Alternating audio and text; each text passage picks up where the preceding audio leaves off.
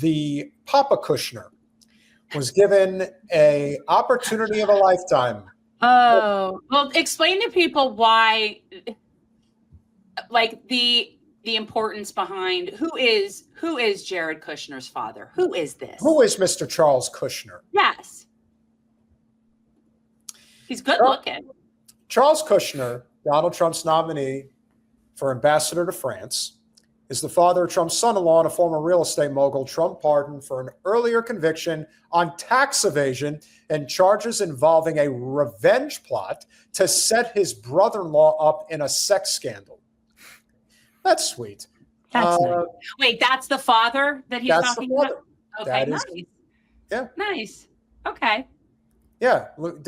He produced. It's amazing what a pardon can do. It gets you a nice ambassadorship. Oh, absolutely.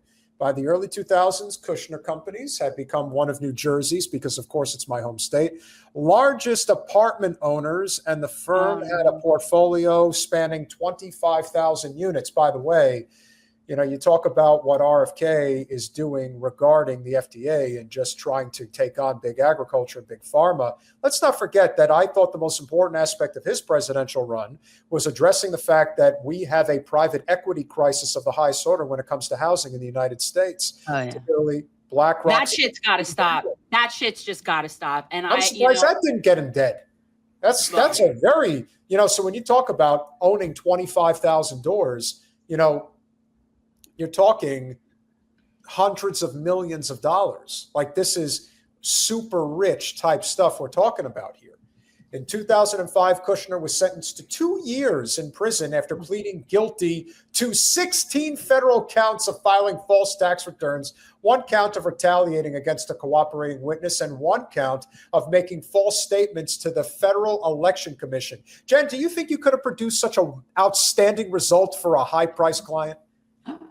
Oh my goodness. No, I mean, it's just, but again, this is just so par for the course. Like, I don't know. None of this seems remotely. None of this seems to be like, is this even worse than Hunter Biden? I mean, it seems to be sort of like. Well, here's the thing. It's probably on equal footing, but one's domestic and one's international. That's basically the difference. But here's a nice little wrinkle in the story.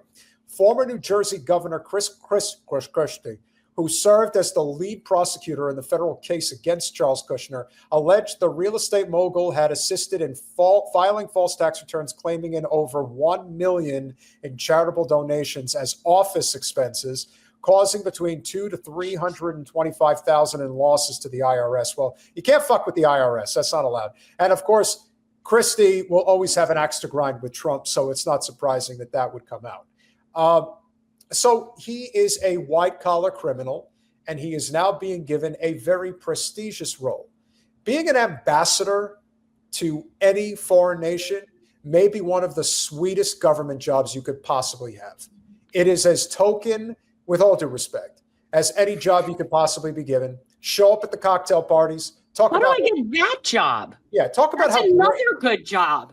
Talk about how great the French cuisine is and their art and high society, and talk about how America needs to be more like France. Talk about a hard job. Well, we need yellow vests in the streets, if that's what you're talking about. I do think we should be more like France in that way. The only difference is that Trump just doesn't care. And I think that that's what's really appealing to a lot of people, is that everyone's breaking the law, but Trump is like, we're totally doing it, but I'm not going to lie to you about it. And I think people appreciate that, because you see Biden, Obama, Hillary, we could go on and on, Wasserman Schultz, the list goes on and on. They all claim higher ground, and they are just as disgusting, if not worse than they are. And to me, they are more disgusting because they're pretending to be something that they're not. Trump knows that pardoning, who was the guy that was the governor of Chicago, or the governor of Illinois? Pete, I'm forgetting his name. Oh, I know who you're talking about. It's not Blagojevich, because I'm thinking of, because it's like a similar name. It's like Bogdanovich or something. Yeah. I know who you're talking about. And there was no reason for him to pardon him. None whatsoever. He was caught red-handed selling a Senate seat after Obama won the presidency. Right. And he got sent to prison. And Trump said, no, we're totally going to pardon him. For what reason? You don't need a reason. That's the beauty of the pardon. That's the beauty of being in the club. Mm-hmm. And, Carlin would say it's a big club and you ain't in it. I've always said it's a small club and you're just not invited. Like, understand that if you're part of it, you really, I will always maintain that the biggest reason they went after Trump as hard as they did is because he will accidentally tell the truth more often than not. Yes, he exposes them. They cannot afford that. They can't afford it. Can't afford it. It's too risky. Well, I think the cat's out of the bag now. I think there's a lot of truth that are coming out that they don't really like. And so we'll I mean, like that, to me, that's kind of the beauty of the Trump administration, is that he's just much more honest about it. And I think one of the if you're talking about a Democrat who was kind of honest and got kind of paid the price for it a little bit, is Eric Adams, because I think he was appointing a ton of people in his family to positions in the New York City government. And he was he had to pay a little bit of the price for it. I think he might survive. I think it sort of sounds like, I don't know for sure, but I spoke to Larry Sharp, who is the libertarian gubernatorial candidate. And he was telling me, Eric Adams, he was just really honest. He's like, yeah, people do this all the time. I'm going to appoint my sister to this position. Everybody does it. I'm going to do it. And then people in the media apparently was like, okay, fine. And so it's, I like to get to a point where we can just be honest, and then we can really debate the real issue, right? If you're talking about, let's say you talk about Israel, right? If we can't agree that this is a genocide, I don't really know how we can have a conversation. If we just admit, we got to do the genocide, this is a worthy genocide to be doing for X, Y, and Z reason, then we can actually then debate it. Versus like, no, this is like, the right thing to do because Hamas is a terrorist organization, and then they're doing this and that.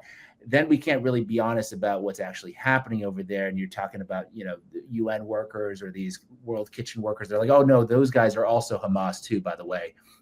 Then we're not really like having an honest conversation. Just be like, okay, we got to explain to me, sell the genocide to me, and maybe I'll go along with it. I don't know, but it's definitely not what, I mean, if, Israel is not the state that you tell us it is. It is not the only democracy in the Middle East. I'm sorry to go off on this kind of thing, but it is not, because it is an apartheid state. There's literally laws there that are akin to apartheid. There's roads that some people can go on, some people can't go on, other people can't go on.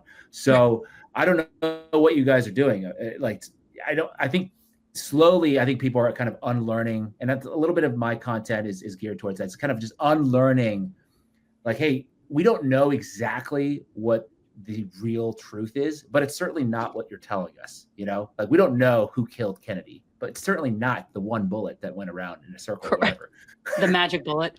Yeah, it's certainly not that. So maybe this could be good for America. I think just to kind of try to at least get things out in the open, to be honest about things, and maybe we'll see where that gets us. I don't know.